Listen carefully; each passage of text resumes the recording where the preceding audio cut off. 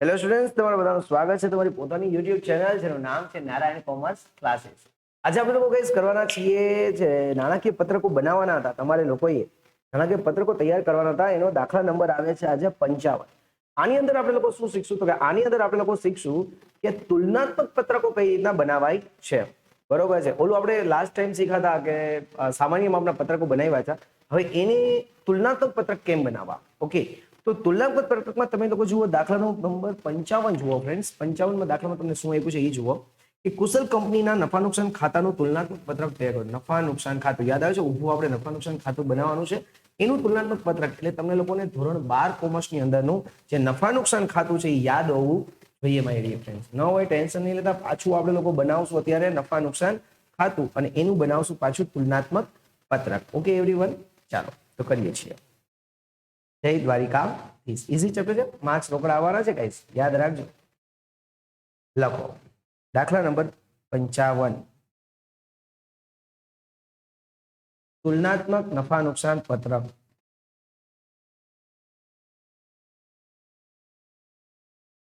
Weight guys.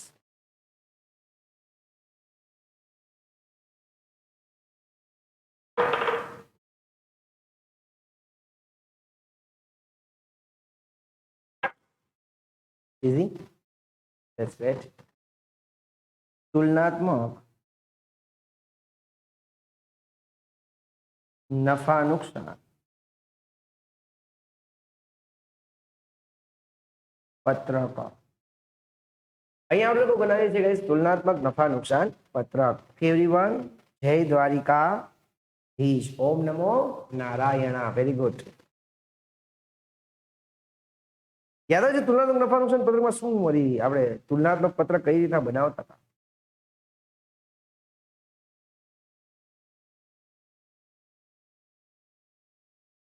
મને time રહેશે તો 54નો દાખલો છે ને સમાન માપનો છે ને એને પાછું તુલનાત્મકમાં પણ શીખવાડી દઈશો ને.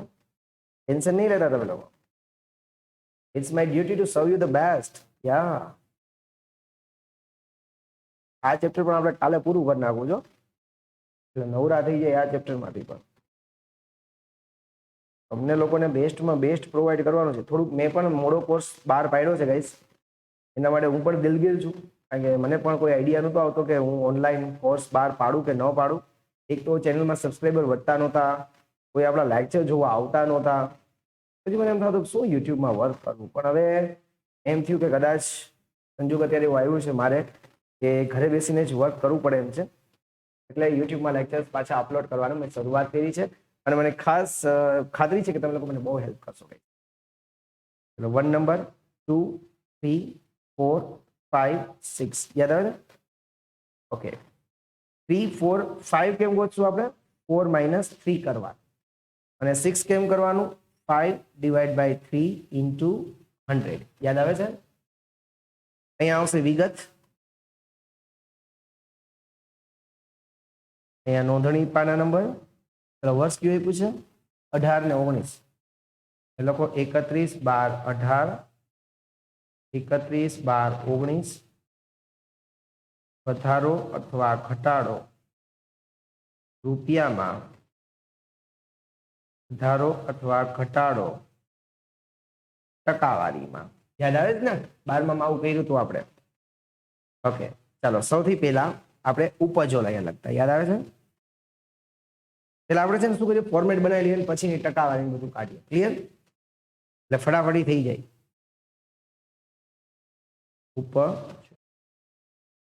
પહેલું હતું કામગીરીની ઉપજ.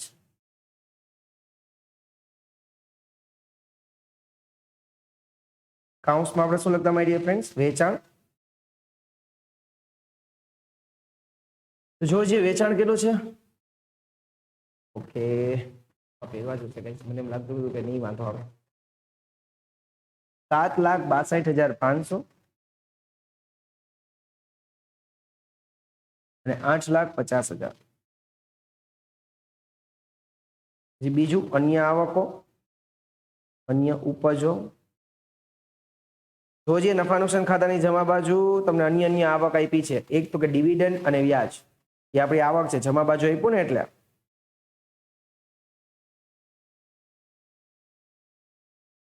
3,750, 3,100. પછી જમીન વેચાણનો નફો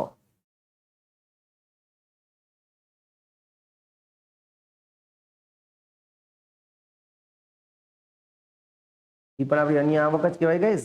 3,000 અને 4,000 આને કહેવાશે ગાઈસ કુલ આવકો.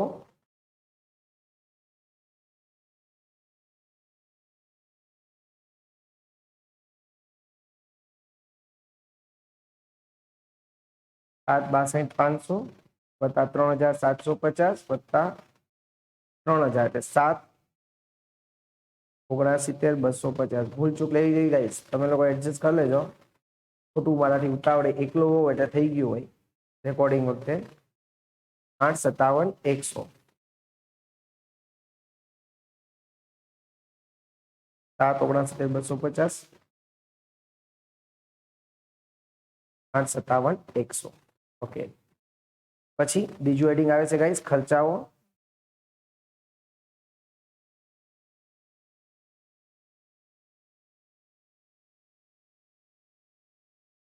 એમાં પહેલું ખરીદી અથવા વપરાયેલ માલની પડતર.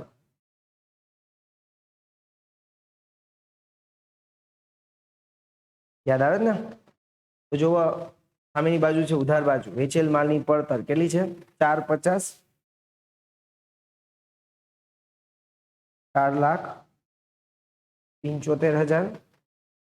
ચાલો બીજું શું હતું? સ્ટોકમાં ફેરફાર. પણ આઈ થિંક સ્ટોકમાં ફેરફાર કઈ નથી આપ્યો, બરોબર છે? સ્ટોકમાં ફેરફાર કઈ પણ દેખાતો નથી ગાઈસ, નથી. ચાલો સ્ટોકમાં ફેરફાર એમને જગ્યા રાખી દઉં છું, કઈ જરૂર નથી.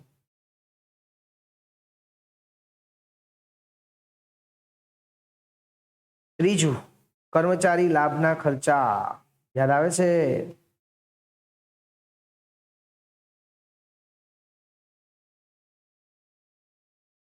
કર્મચારી લાભના ખર્ચા.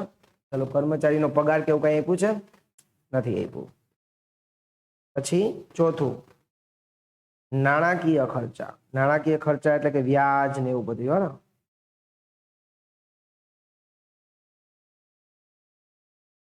નાણાકીય ખર્ચાઓ છે, વ્યાજ ને એવું. હું આપ્યું તો આવું બધું નો આપ્યું ને તો હું આપ્યું બધું. પાંચમું આવતું હતું ઘસારો, એવું પણ કઈ છે નહીં. અને છઠ્ઠું છે અન્ય ખર્ચાઓ. કૌટિલ્યમાં તમને ગમે એ રીતે આપ્યું હોય આ જ રીતના કરવાના છે દાખલા, જે રીતના હું તમને ગણાવું છું. આ બેઝ છે 12મા નો ગાઈસ. અન્ય ખર્ચાઓ એમાં શું આવશે? સૌથી પહેલા વહીવટી ખર્ચાઓ.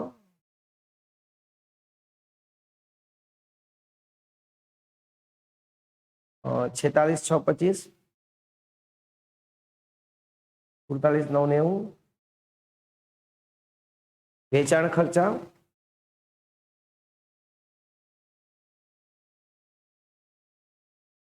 $95,000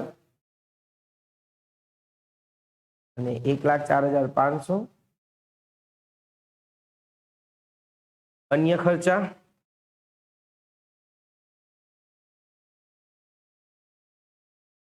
પહેલામાં છે 4,000, બીજામાં છે 3,500. યંત્ર વેચાણની ખોટ.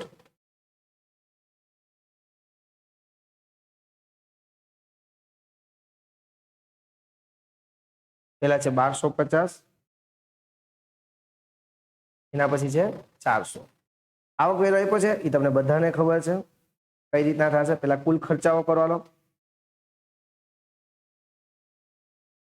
કુલ ખર્ચાઓ બી, કુલ આવકોને શું કહેવાનું? એ. ખર્ચાનો સરવાળો કરો. 450 પ્લસ 46,625 પ્લસ 95,000 પ્લસ 4,000 પ્લસ 1,250, 5,96,875. કુલ આવકમાંથી એટલે કે 7,79,250 માંથી આને માઇનસ કરો એટલે આપણે આવક વેરા પેલાનો નફો આવે 1,72,375. આવક વેરા પહેલાનો નફો એ માઇનસ બી. કુલ આવકો હોય એમાંથી કુલ ખર્ચા બાદ કરી નાખો એટલે આવક વેરા પહેલાનો શું મળી જાય આપણને? નફો મળી જાય. માઇનસ આવક વેરો. જો ઉધાર બાજુ આવક વેરો આપ્યો છે ગાઈસ, પહેલામાં 42,500 છે અને બીજામાં 84,000 છે. દેખાય છે? નિશાન ન કરો તો પણ ચાલશે. 1,29,875 ચોખ્ખો નફો. Clear friends? એવી જ રીતના અહીંયા પણ કરીએ. આવક હતી 8,57,100, ખર્ચનો ટોટલ કરો ચાલો. 4,75,000 પ્લસ 47,990 પ્લસ 1,04,500 પ્લસ 3500 પ્લસ 400 એટલે 6,31,390 આવ્યા. 6,31,380 8,57,100 માઇનસ 6,31,390 ને માઇનસ કરો એટલે 2,25,710 આવશે. એમાંથી 84,000 નો આવક વેરો માઇનસ કરો એટલે 1,41,710 આવે ચોખ્ખો નફો. તમારે ટેલી પણ થઈ જાય છે. દેખાય છે? કયું આટલું બધાને ફ્રેન્ડ્સ આવડ્યું? 1,25,710 આવડ્યું. હવે આપણે લોકોએ કરવાનું છે શું? હવે અહીંયા જુઓ, પાંચમું ટેબલ કેમ મળે? ચોથું માઇનસ ત્રીજું ટેબલ. ચોથું માઇનસ ત્રીજું કરો એટલે વધારો ઘટાડો ખબર પડે. 8,50,000 માઇનસ 7,62,500 એટલે 87,500 આવે ફ્રેન્ડ્સ. આવ્યા? 8,50 માંથી 7,62,500 માઇનસ કરી. હવે ટકાવારીમાં કાઢવાનું છઠ્ઠું ટેબલ કેમ મળશે? તો આજે પાંચમું ટેબલ હોય એને ભાંગ્યા ત્રીજું ટેબલ એટલે કે 87,500 જે જવાબ આવ્યો એને ભાંગ્યા 7,62,500 કરો ગુણ્યા 11.48. સમજાણું કે ન સમજાણું? પાછું એકવાર આગળનામાં ટ્રાય કરો. 3100 પાંચમું ટેબલ કેમ મળે? 3100 માઇનસ 3,350 માઇનસ 650 મળ્યા. કાઉન્સમાં કરવાના એટલે શું કહેવાય? માઇનસ. માઇનસ 650 એને ભાંગ્યા 3,350 ગુણ્યા 100 એટલે માઇનસ 17.33. Clear guys? ચલો આમાં પણ પાછું ટ્રાય કરો. શું કરશો? 4,000 માઇનસ 3,000 એટલે 1,000. 1,000 ભાગ્યા 3,000 ગુણ્યા 100 એટલે 33.33. ક્લિયર? ઓકે ચલો હવે અહીંથી કરાય. જો આમાંથી આ માઇનસ કરે એટલે ડાયરેક્ટ મળે. લાંબુ ટોટલ કરવાનો જાઓ. 8,57,100 માઇનસ 7,79,250 એટલે 87,850.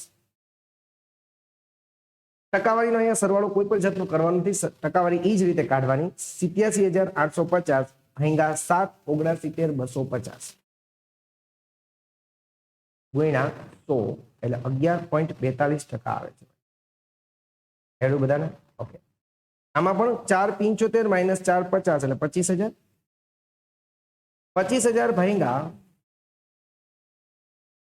4,50,000 ગુણ્યા 100 એટલે 5.55.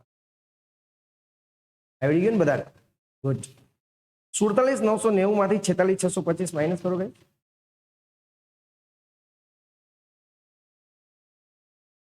એટલે 1,365. 1,365 ભાંગ્યા 46,625 ગુણ્યા 100 એટલે 2.93. એવી જ રીતના 1,04,500 માંથી માઇનસ કરો 95,000 એટલે 9,500. 9,500 ભાંગ્યા 95,000 ગુણ્યા 100 એટલે 10%. મોઢે થઈ જાય તો 3500 માઇનસ 4,000 કરો એટલે માઇનસ 500. કાઉન્સ કરું છું એટલે માઇનસ. માઇનસ 500 ભાંગ્યા 4,000 ગુણ્યા 100 એટલે માઇનસ 12.5. 400 માઇનસ 1,250 એટલે માઇનસ 850 થાય. 850 ભાંગ્યા 1,250 ગુણ્યા 100 એટલે માઇનસ 68%. ઓકે ટોટલમાં મેં તમને કીધું આમાંથી આને માઇનસ કરી દો. 6,31,390 માઇનસ 5,96,875 એટલે 34,515 ભાંગ્યા 5×96 ગુણ્યા 100 એટલે 5.78% ગાઈસ. ક્લિયર? હવે આમાં બધામાં પણ આમ જ કરાય એટલે ઉપરથી પ્લસ માઇનસ કરવાનો જવાબ સિમ્પલી જ કરી નાખવાનો 2 25 710 માઇનસ 172 375 એટલે 53 335 ભાંગા 172 375 30.94. એ જ રીતના અહીંયા 84,000 માઇનસ 42,500 એટલે 41,500 41,500 ભાંગા 42,500 ગુણ્યા 100 એટલે 97.65. હવે ઘણા એમ કે સર દર વખતે તમે 12માં ભણતા ત્યારે 3 હરખું આવતું ત્યારે 30% દર સરખો હતો. આમાં જો અલગ અલગ છે ટકા 30 છે નહીં નહીં સરખો દર નથી. 84,000 માઇનસ 42,500 કરો પાછું જોવો એટલે બચા કેટલા 41,500 વધ્યા 41,500 ભાંગા 42,500 ગુણ્યા 100 એટલે 97.65. ક્લિયર? એ જ રીતે અહીંયા કરો ગાઈસ 1,41,710 માઇનસ 1,29,875 એટલે 11,835 11,835 ભાંગા 1,29,875 ગુણ્યા 100 એટલે 9. ફ્રેન્ડ્સ આઈ હોપ સો કે બધાને સમજાણું. ક્લિયર? Very well. તમારી એક્ઝામ પહેલા વ્યવસ્થિત સિલેબસ પૂરો કરી ટેન્શન લેતા નહીં. તમે મારી જવાબદારી છો ગાઈસ. બિફોર 20 તારીખ પહેલા તમારું બધું જ કમ્પ્લીટ થઈ ગયું હશે ગાઈસ. ઓકે, મળીએ નેક્સ્ટ લેક્ચરમાં. ત્યાં સુધી મને રજા આપો ગાઈસ. જય હિન્દ, જય ભારત, જય દ્વારકાધીશ.